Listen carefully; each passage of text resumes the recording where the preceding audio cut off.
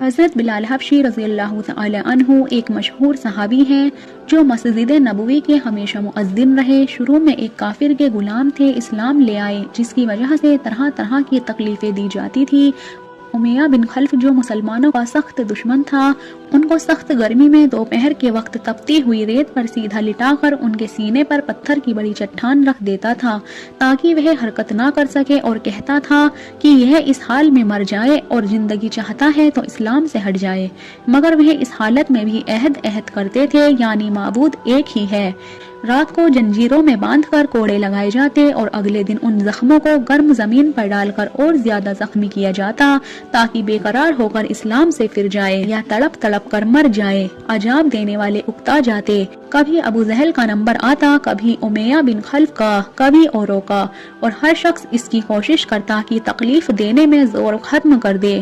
حضرت ابو بکر صدیق رضی اللہ تعالی عنہ نے اس حالت میں دیکھا تو ان کو خرید کر آزاد فرمایا، کیونکہ عرب کے بت پرست اپنے بتوں کو بھی معبود کہتے تھے، اس لیے ان کے مقابلے میں اسلام کی توحید کی تھی، جس کی وجہ سے حضرت بلال رضی اللہ تعالی عنہ کی زبان پر ایک ہی ایک کا ورد تھا۔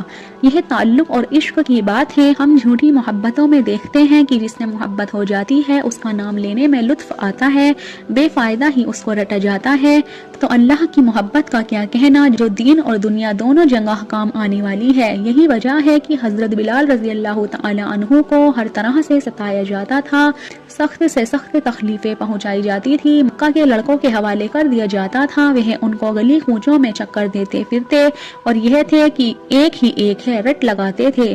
اس کا یہ صلہ ملا کہ پھر حضور صلی اللہ علیہ وسلم کے دربار میں مؤذن بنے اور سفر حضر میں ہمیشہ اذان کی خدمت ان کے سپرد ہوئی۔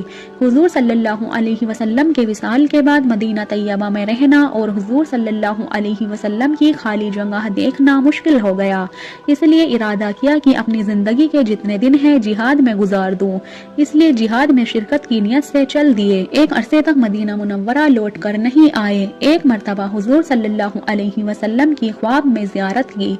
حضور صلی اللہ علیہ وسلم نے فرمایا، اے بلال، یہ کیا ظلم ہے، ہمارے پاس کبھی نہیں آتے؟ تو آنکھ کھلنے پر مدینہ طیبہ حاضر ہوئے۔ حضرت حسن و حسین رضی اللہ تعالی عنہ نے آذان کی فرمائش کی۔ لاڈلوں کی درخواست ایسی نہیں تھی کہ انکار کی گنجائش ہوتی۔ اذان کہنا شروع کی اور مدینے میں حضور صلی اللہ علیہ وسلم کے زمانے کی اذان کانوں میں پڑھ کر کوہرام مچ گیا۔ عورتیں تک روتی ہوئی گھر سے نکل پڑی۔ چند روز قیام کے بعد واپس ہوئے اور سن 20 ہجری کے قریب وصال ہوا۔